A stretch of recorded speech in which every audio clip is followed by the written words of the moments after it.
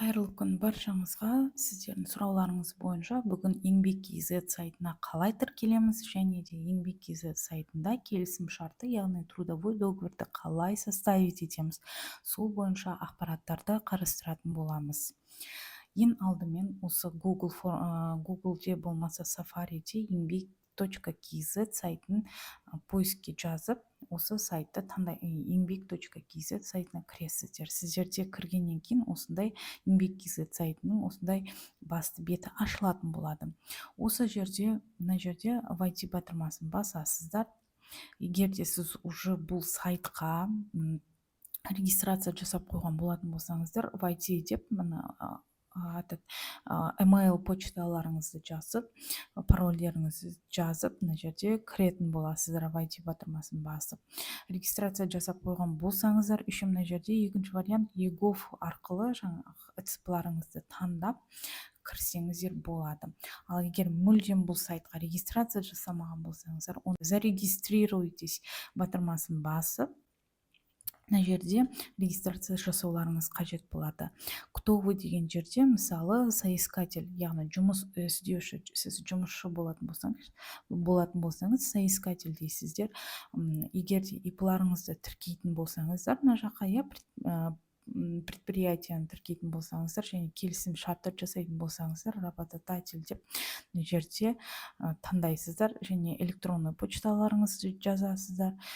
Пароль өздеріңіз придумать етесіздер и сол парольді қайта жазып, я согласен с условиями дейсіздерде, осы жерге яғни галочка қоясыздар и создать аккаунт батырмасын басасыздар. Создать аккаунт батырмасын басқаннан кейін сіздердің жазған почталарыңызға жаңағыдай осы еңбек.kz-ден смс баратын болады. смс келгеннен кейін сол жақта көк түспен ссылка барады. Сол ссылканы басып почталарыңызды подтвердить етесіздер.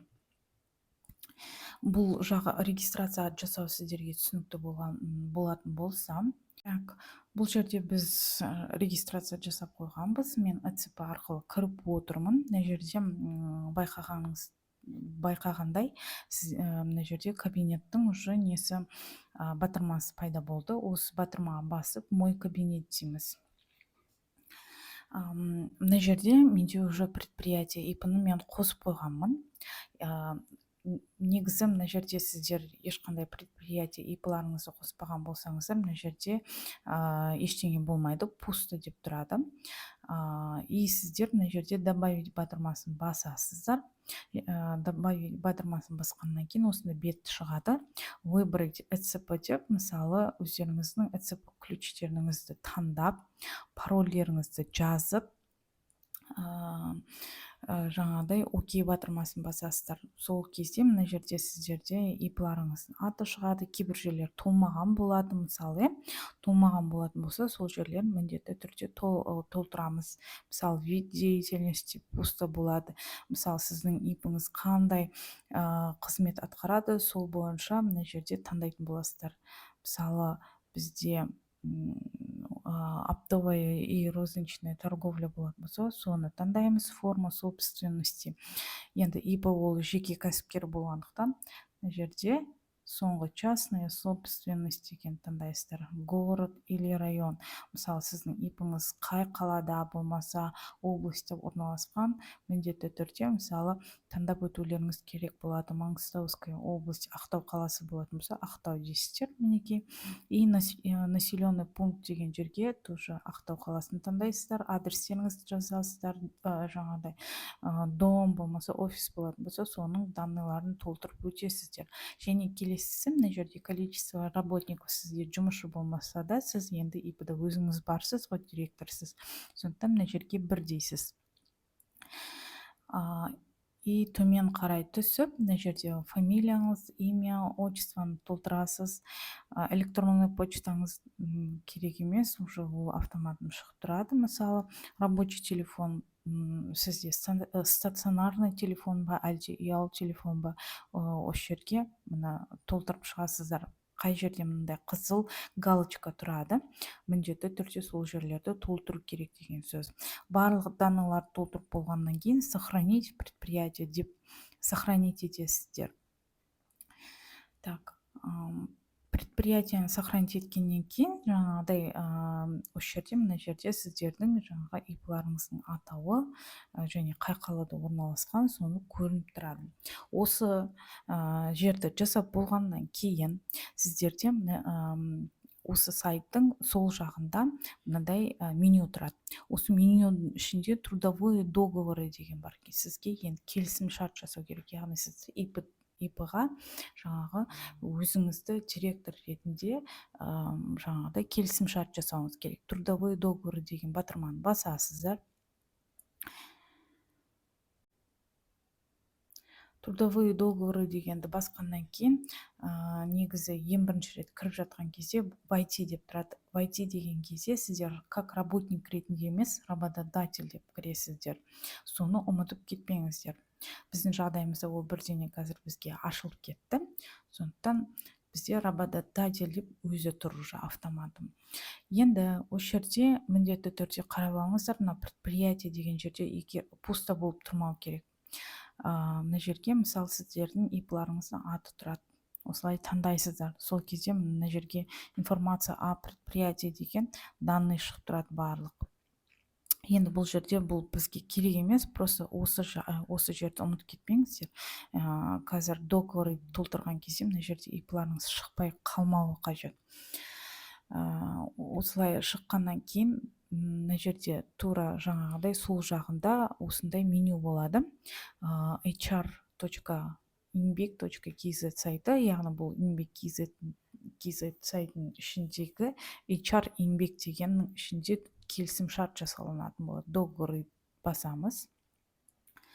Біздің жағдайымызда уже бізде келісім шарт жасалынған, яғни ИП-ның директоры уже регистрация жасалып қойған. Сіздерде мына жерде пустой болып тұрады.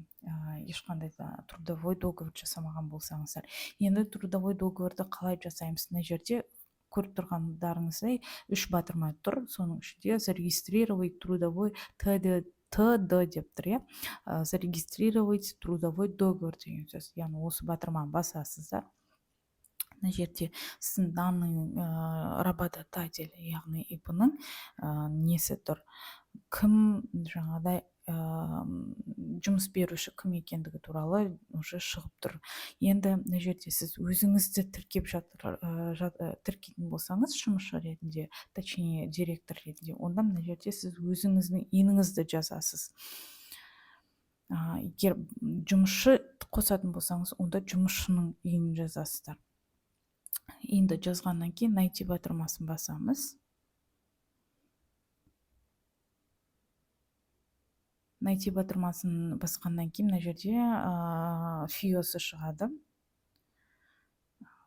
Одан кейін төмен қарай түсесіздер. Енді договор, номер договора, бұл сізде бірінші договор ма, әлде екінші, үшінші, бесінші договор ма, соның номерін жазасыздар. Срок действия трудового договора.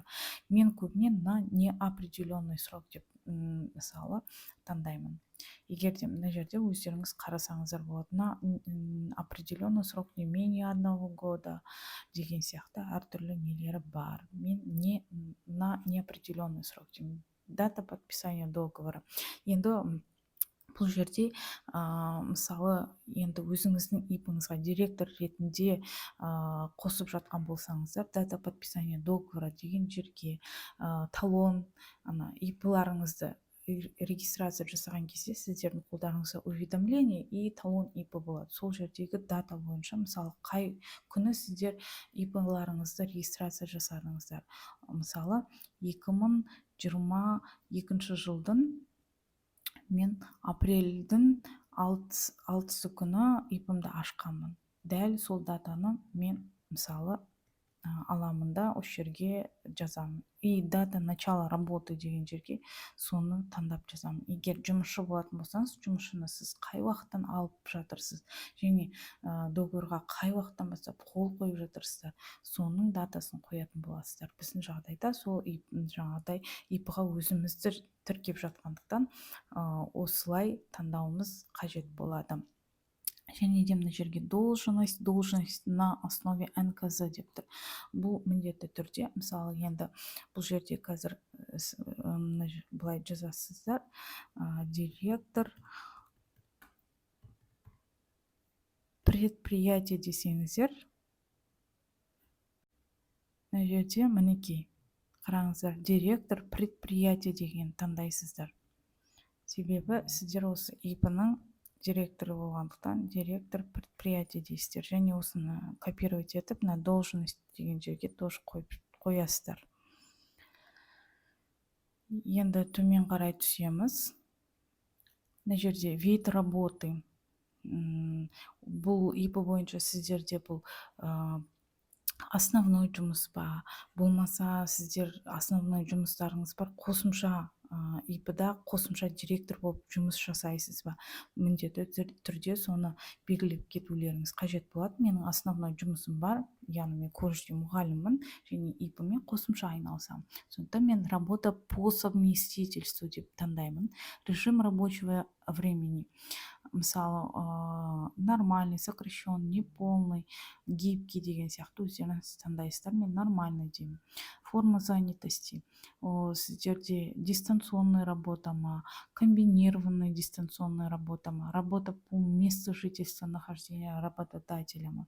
Мен осы работа по месту нахождения работодателя деймін. Страна, место работы Казахстан, регион. Жаңағы ИП қайда тіркелген, мысалы мен Маңғыстау облысы деймін, Ақтау қаласы, населенный пункт Ақтау, и және де сол ИП-ның адресін мына жерге указать етуім керек болады. Мына жерді өздеріңіз толтырып аласыздар. Яғни улица, мысалы улица осындай да осындай, болмаса 30-й микрорайон, дом 20-й, жаңағыдай 60-шы квартира деген сияқты өздеріңіз толтырасыздар мына жерде.